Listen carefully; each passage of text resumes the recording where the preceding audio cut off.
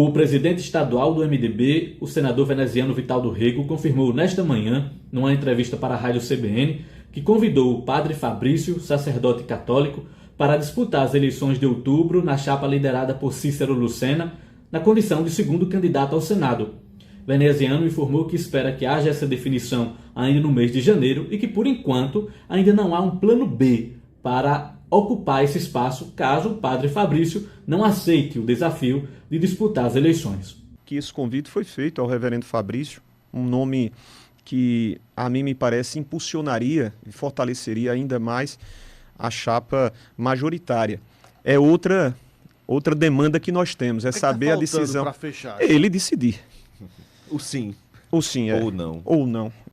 Ora, nós dependemos dele eu espero que até o final de janeiro nós tenhamos, se sim ou não, porque há um prejuízo imposto à chapa, principalmente a mim Qual mesmo. é o plano B? Eu não confesso a você que eu não me concentrei em outras opções.